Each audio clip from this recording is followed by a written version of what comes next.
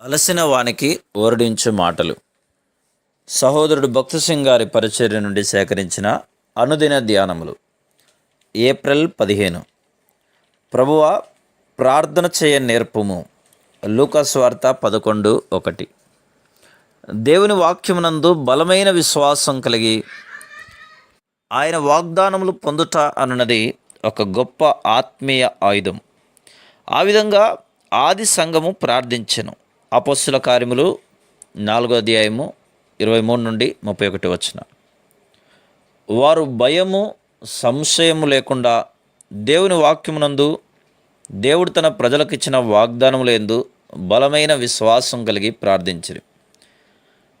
మనలను ప్రోత్సాహపరచుటకు ఇవ్వబడిన ప్రశస్తమైన వాగ్దానములను మనం చేపట్టవలను. ఆయన నమ్మకత్వమును బట్టి ఆయన మనకిచ్చిన వాగ్దానములను నెరవేర్చుటకు దేవుడు మన మధ్య పనిచేయుటను మనం కనుగొనగలం. అపొస్తలుల కార్యములు 4:23-31 ఆరంభకాలపు విశ్వాసులు దేవుని గొప్పతనమునందు విశ్వాసముంచి దేవుడు దావీదుకిచ్చిన వాగ్దానములను పొంది, అపొస్తలుల కార్యములు 4:25 జరిగినదంతయు వాగ్దానముల నెరవేర్పు కొరకేనని వారు విశ్వసించిరి. అందుచేతనే వారు, ప్రభువా, ఈ బెదిరింపులు చూచి నీ దాసులు బహుధైర్యముగా నీ వాక్యమును బోధించినట్లు అనుగ్రహించుము అని ప్రార్థించిరి. 29. వారు తమ శత్రువులకు హాని కలగవాలని కోరలేదు, కానీ ప్రజల ఎదుట క్రీస్తును ప్రకటించుటకు ధైర్యము నిమ్మని ప్రభును ప్రార్థించిరి.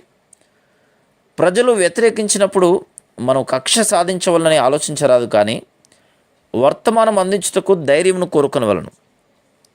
ఎడతెగక ప్రార్థించుడి. 1 తెస్సలోనిక 5:17. అనగా ప్రతి అంశము కొరకు, అనగా చిన్న విషయముల కొరకు కూడా భారముతో అప్పుడప్పుడు కాదు, ఎల్లప్పుడూ ప్రార్థించవలను. వాక్యమును చెప్పకముందు, ప్రభువా, ఇప్పుడు నాకు సహాయం చేయము, నా నాలుకను, గొంతును, పెదవులను తాకుము అని ప్రార్థించవలను. మనకు తెలియకుండానే ప్రతి చిన్న విషయమునకు కూడా మన హృదయములు మొరపెట్టుటను చూడగలం. మరొక ఆత్మీయ ఆయుధమును అపొస్తలుల కార్యములు 12:5 కనుగొందుము. భారముతో ప్రార్థించుట ఒక ఆత్మీయ ఆయుధము.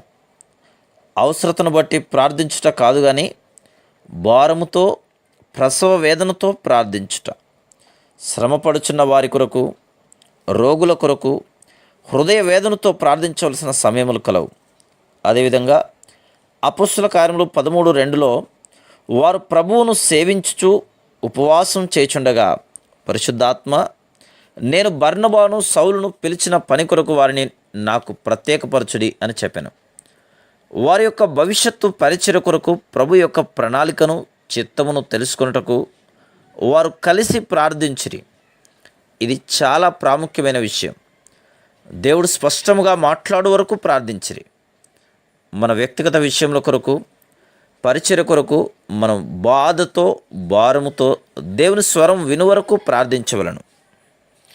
అయితే మధ్యరాత్రి వేళ పౌలును శీలయు దేవునికి ప్రార్థించుచు కీర్తనలు పాడుచునుండిరి. ఖైదీలు వినుచుండిరి. అపొస్తలుల కార్యములు 16:25. వారు తమ బాధలో తమను బాధించిన వారికి హాని కలగవలని కానీ, దేవుని ఉగ్రత రావాలని కానీ ప్రార్థించలేదు. వారు స్తుతి గీతములు పాడుటకు మొదలుపెట్టి చెరసాలలో ఉన్న వారి కొరకు, చెరసాల నాయకుని కొరకు కూడా రక్షణను కోరుకొనుచుండిరి. చెరసాలలో రక్షణ కార్యమును విజయవంతం చేయుటకే దేవుడు తమ జీవితములలో ఆ శ్రమను అనుమతించరని వారు విశ్వసించిరి. వారు శత్రువులపై దేవుని ఉగ్రత పడవలని ప్రార్థించుటకు బదులు వారి రక్షణ కొరకు ప్రార్థించిరి. అపవాది మనకు వ్యతిరేకంగా ఏ ఆయుధమునైనను ఉపయోగించవచ్చు, కానీ యేసుక్రీస్తు ప్రభువు వాని ఆయుధములన్నిటినీ వమ్ము చేయును. ఈ చివరి దినములలో దేవుని సేవకులంగా మనము అపవాది ఉపయోగించు కుయుక్తులను ఎరుగుటకు ఎంతో చురుకుగా ఉండవలను. వెలుగు సంబంధులైన పరిశుద్ధుల స్వాస్థ్యములో సంపూర్ణ భాగం పొందకుండా ఆటంకపరచుటకే వాడు దేవుని ప్రజలలో ఆత్మీయ దారిద్ర్యమును, దేవుని సేవకులలో ఆత్మీయ బలహీనతలను తీసుకుని వచ్చుటకే వాడు తంత్రములను పన్నుచున్నాడు. మన ఆత్మీయ యుద్ధోపకరణములను శక్తివంతంగా ఉపయోగించుటకు నేర్చుకునేలా మనం శత్రువును సంపూర్ణంగా ఓడించగలము. Praise the lord.